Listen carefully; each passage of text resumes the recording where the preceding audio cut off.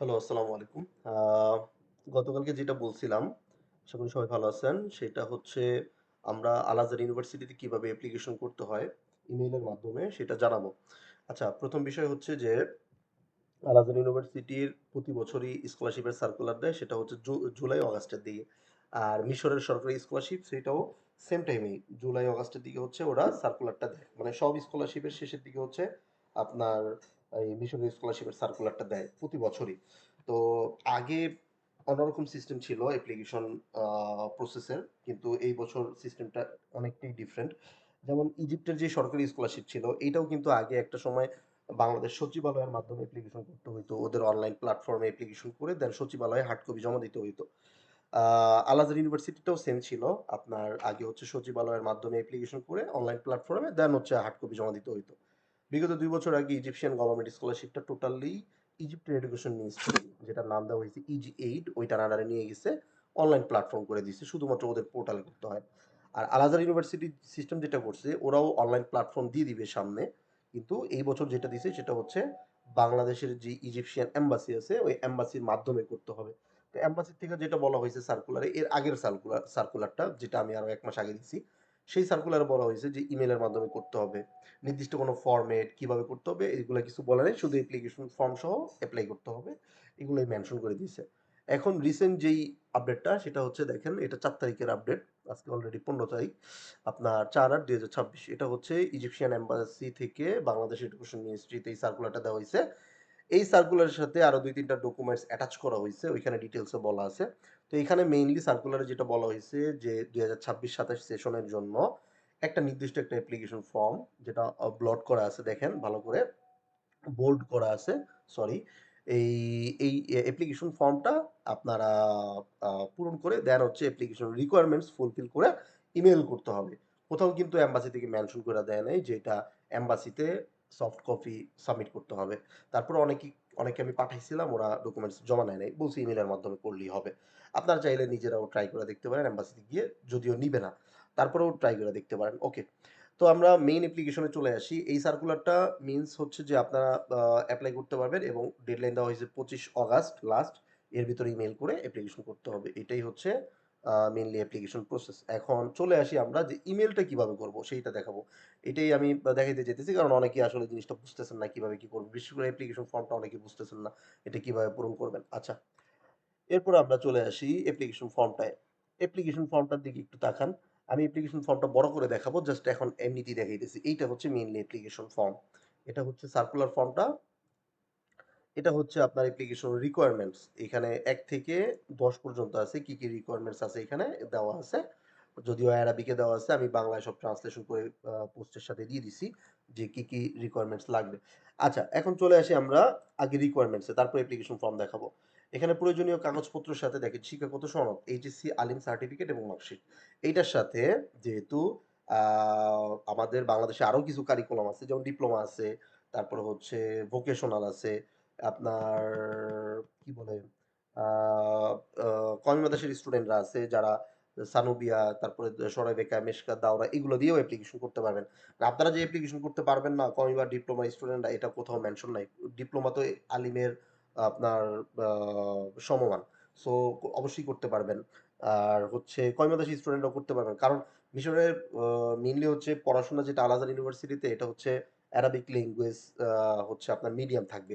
আর কমি মাদ্রাসার maximum স্টুডেন্টদেরই Arabic background ভালো। তো আপনাদের জন্য আরো বেশি সুবিধা। বিশেষ করে হচ্ছে লুগা আরাবিয়ার যদি সনদ থাকে, আপনার আরাবিক ল্যাঙ্গুয়েজ সার্টিফিকেট যদি থাকে, তাহলে এই স্কলারশিপ পাইতে আরো বেশি সহজ হবে। ওকে, সো আপনারাও করতে পারবেন। কোথাও মেনশন নাই যে আপনারা করতে পারবেন না। মানে কমি মাদ্রাসার স্টুডেন্টদের কথা বলতেছি। আপনারাও অ্যাপ্লিকেশন করতে পারবেন। ওকে, এটা সবার জন্যই উন্মুক্ত। আ এরপরে চলে আসি জন্ম নিবন্ধন। এটা অবশ্যই অ্যারাবিক অথবা ইংলিশ হইতে হবে, বাংলা হইলে হবে না। ৬ কপি সাম্প্রতিক ছবি। যেহেতু হার্ড কপি দিতে পারতেছেন না, ৬ কপি ছবি তো দিতে পারবেন না। তো এইটা যেভাবে দিতে হবে সেটা হচ্ছে একটা A4 এর কাগজ, ধরেন এটা একটা A4 এর কাগজ। এখানে একটা ছবি, এখানে একটা ছবি, এরকম করে ৬ টা আলাদা করবেন ফটোশপে করে, এটা ওইটা অ্যাপ্লিকেশনের সাথে অ্যাটাচ করে দিবেন। ওকে। ১ কপি দিলেও হবে। Okay? This is not mandatory. সমস্যা নাই এটা নিয়া। পাসপোর্ট দিবেন। অবশ্যই পাসপোর্ট মাস্ট লাগবেই। বা এনআইডি কার্ড দিয়ে অ্যাপ্লিকেশন করতে পারবেন না। A good conduct, character certificate, reference letter, তাজকিয়া, প্রশংসাপত্র, রিকমেন্ডেশন লেটার, এগুলো সব সেম। আ একই ধরতে পারেন আপনি। ওকে? যেকোনো একটা দিলেই হয়ে যাবে ইনশাআল্লাহ। ইভেন দো আপনার চেয়ারম্যান সার্টিফিকেট এটা দিলেও হবে। সো যার যেটা আছে যেকোনো একটা দিলেই হবে। তবে এটা একটা না একটা দিতেই হবে, এটা ম্যান্ডেটরি। এরপরে হচ্ছে মেডিকেল সার্টিফিকেট এটাও লাগবে। আবেদনকারী ডাটা ফর্ম মানে হচ্ছে অ্যাপ্লিকেশন ফর্ম যেটা। আচ্ছা এখানে আরো কয়েকটা জিনিস নেই। তার মধ্যে একটা হচ্ছে যে আ একটাই জিনিস নেই সেটা হচ্ছে মোটিভেশন লেটারটা অবশ্যই এটা অ্যাটাচ করতে হবে অ্যাপ্লিকেশনের সাথে। ওকে। আমাদের মাধ্যমে যারা অ্যাপ্লিকেশন করবেন অ্যাপ্লিকেশন ফর্ম, তারপরে এসওপি বা মোটিভেশনাল লেটার এগুলো সব আমরাই স্টুডেন্টকে লেখা দিব। ওকে। আচ্ছা এইগুলো হচ্ছে প্রয়োজনীয় ডকুমেন্টস। এরপর আমরা অ্যাপ্লিকেশন ফর্মে চলে আসি। আচ্ছা অ্যাপ্লিকেশন ওকে। অ্যাপ্লিকেশন ফর্মটার দিকে আমরা একটু তাকাই। এইখানে হচ্ছে আপনার এখানে একটা পাসপোর্ট সাইজ ছবি অ্যাটাচ করবেন। ওকে। এখানে একটা পাসপোর্ট সাইজ ছবি অ্যাটাচ করবেন। ওকে, যেটা বলতেছিলাম, এখানে একটা পাসপোর্ট সাইজ ছবি অ্যাটাচ করবেন আপনার। আর এখানে হচ্ছে লেখা দেখেন ইসমুত তুল্লাব বিল্লগতুল আরবিয়া, এখানে হচ্ছে আপনার অ্যারাবিক নামটা হবে, হ্যাঁ? আর নিচেরটায় হচ্ছে ইংলিশে নাম হবে। লেখা আছে এখানে দেখেন লিল জিনসিয়াতু আরবি গয়রুল আরবিয়া। আপনি যদি বিদেশি হন, আ আ আরবি আরব দেশের না হন, তাহলে হচ্ছে এখানে ইংলিশ নাম লিখবেন। তো উপরেরটা হচ্ছে আরবিতে নাম লিখবেন, নিচের আ নিচেরটায় হচ্ছে ইংলিশে নাম লিখবেন। এরপরে জিনসিয়াতুত তুল্লাব। এখানে হচ্ছে আপনার আ ন্যাশনালিটি লিখবেন। অবশ্যই বাংলাদেশী লিখবেন। তারিখুল মিলাদ, আপনার জন্ম আ সরি আপনার এখানে তারিখুল মিলাদে লিখবেন হচ্ছে আপনার যেই জন্ম তারিখ, হ্যাঁ, ডেট অফ বার্থ এইটা লিখবেন এখানে। তারপরে মাহলাল মিলাদ এইখানে লিখবেন হচ্ছে আপনার জন্মস্থান। যেমন যশোর হইতে পারে, টাঙ্গাইল হইতে পারে, বরিশাল হইতে পারে, চিটাগং হইতে পারে, সিলেট হইতে পারে, যেটা যার সেটা লিখবেন শুধু। ওকে। আ রকমু জাওয়াজেস সফর এইখানে লিখবেন হচ্ছে আপনার পাসপোর্ট নাম্বার। এরপরে হচ্ছে আ এখানে হচ্ছে পাসপোর্ট নাম্বার শুরুর ডেট যেটা, যেই দিন আপনার পাসপোর্টটা ইস্যু হইছে।